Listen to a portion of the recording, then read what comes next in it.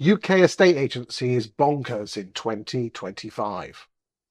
Today I'm joined by Jason Bull, who is an estate agency coach guru, and he's here to talk to me about why he thinks estate agency in 2025 is bonkers. Jason, is estate agency bonkers in 2025? Talk to me.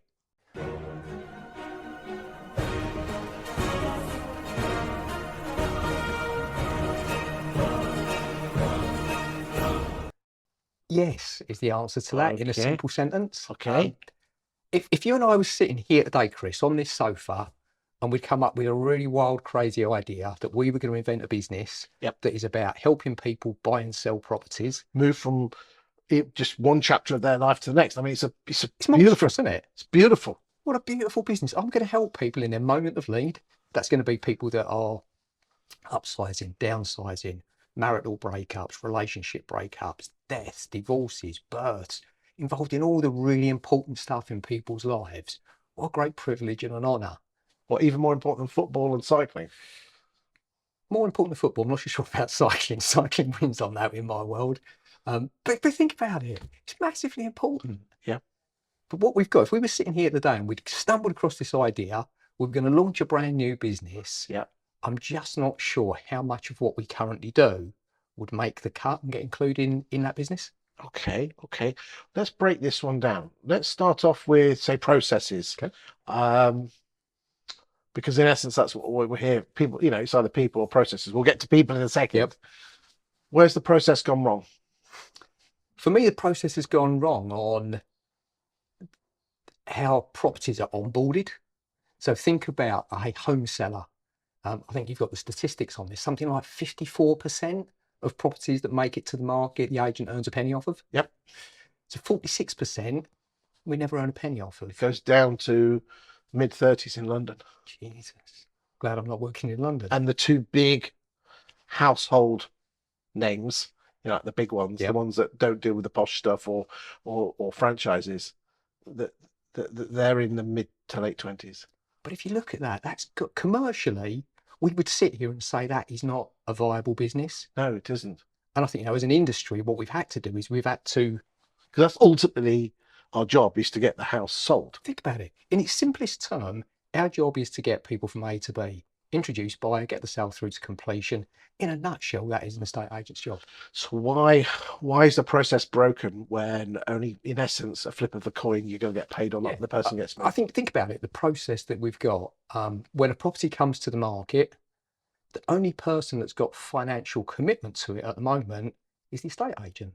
The estate agent's picking up the tab for marketing, the labour that goes into agent viewings, conducting feedback, nursing the sale through to maybe an exchange if you're lucky. If not, hard luck, it falls through. From a seller's perspective, there's no financial commitment. And I guess, with most things, if you've got skin in the game, you're more likely to see it through. You're less likely to throw the towel in. So, we've got an industry at the moment where a buyer walks into a property, an agent takes it on the market, and they're very, very unaware at this stage of what the challenges are going to be with that property. They don't know about its condition. They don't know about the structure. If you're a trained good agent, you'll see some telltale things that will set some worrying signs. But things like a complicated title, all that kind of stuff, it comes down the route far, far too late. The buyer invests emotional time, emotional stress into wanting to buy that property. But actually, they've got a huge surprise potentially 3-4 months down the line when the property reveals things about itself. So again, if we turn back the clock to 2007, 2008, we had home information packs. We've got a very good system in Scotland that seems to support it well. Just wonder whether or not we should be having something similar in England. Do you think that's because estate agents are at fault? Because, and I make this statement, which again a lot of people disagree with me on, is that they don't care whether the house sells as long as they get it on the market. Yeah, to a degree. I think in so many of us, for so many periods of our working life, it's been drilled into us, get the listing, get the listing. Yeah, if you haven't got it, you can't sell it. Exactly. But if it's before with problems, if you've got a seller that's got really questionable motivations why they're selling, and you look at it and you think, actually, let's do some due diligence. Is this someone that is likely to throw the towel in? What's their motivation for selling? Have they got a real reason, or are they just chancing it? Are they likely to get bored? Mm. Actually, question whether or not you would take that instruction. I think that's where probably the self-employed estate agents have really got this right at the moment, because But an awful lot of them are actually taking this decision that I'm going to invest my time, my money, my energy in this. If I'm not going to get a return, is it a wise move to make? well, I did some analysis, and I looked at the top 100 estate agents by volume of listings, and then out of that top 100, I took the 5 self-employed models that are within that top 100, and I analysed their percentage of listings that they ended up exchanging on, which in essence is what we're talking Yeah, about.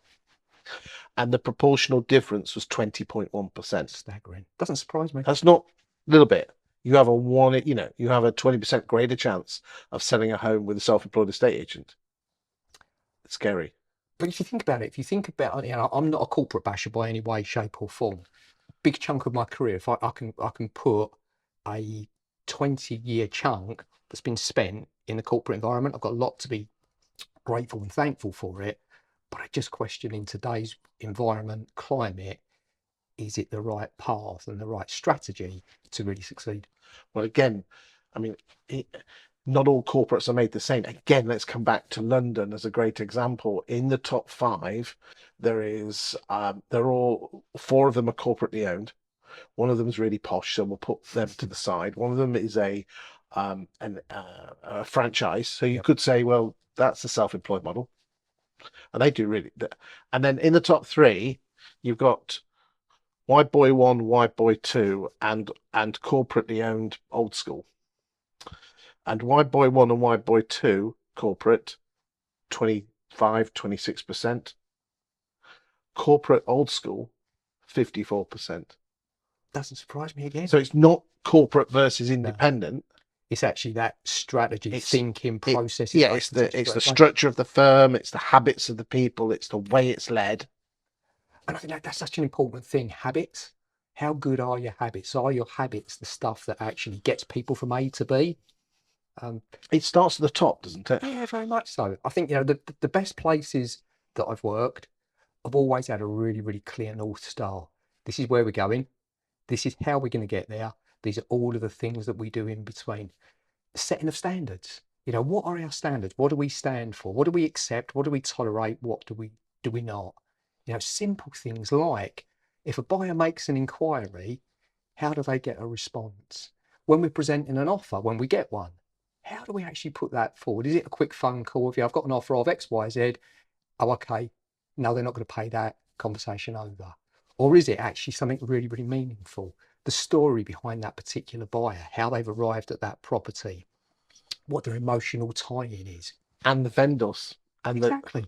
Sitting in front of them, marrying them up. So if I think back to the best branch, this is going back to ancient times, 2002 to 2003, it was my last branch manager's job. I run a branch that made £1 million profit.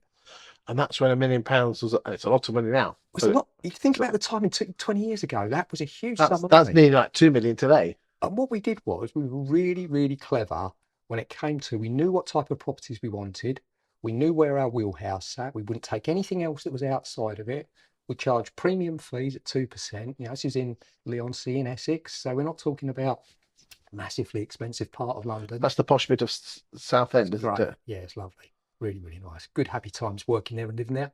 But what we did was, when we actually got an offer, we actually physically presented that offer to the seller. Invite them into the office, go to sit in their front room, talk about this brilliant buyer that we've got. Their emotional goal is to buy your home, and they want to be here for the next 15, 20 years. Got one child, can see number 2 on the way. They're really heavily committed to this. They've seen 22 other houses. Your house stands out. The backstory behind it. Asking the owner, how do they feel about that person becoming the next owner of their house? The take-up rate was phenomenal. So now you're not focusing everything on the pound notes. You're focusing on the story, and human beings need emotions, stories. Chris, isn't it? Think about all of the things that we see and encounter in life, the things that really empower, ignite us to go and do something, are the things that actually tugs at the heartstrings. Well, I mean, the science behind it says that 19 out of 20 completed decisions, not stuff where you said no, but yes, I'll do it, the emotional side of the brain had to say yes first 19 out of 20 times. That's a Harvard study. So therefore, it's like estate agents are overvaluing. Now, you can beat a vendor up as much as you like, showing them the comps. But if you haven't got emotional buy-in first, you can show them every comp in the world and they still wouldn't listen. But it's one of those things that I'm a big believer in. It might sound a little bit dated now, but disturbance sales techniques. You know, when you sit and talking to someone, say, okay, look, if this doesn't occur, what's the consequence to you? What sort of pain point is it going to give in your life?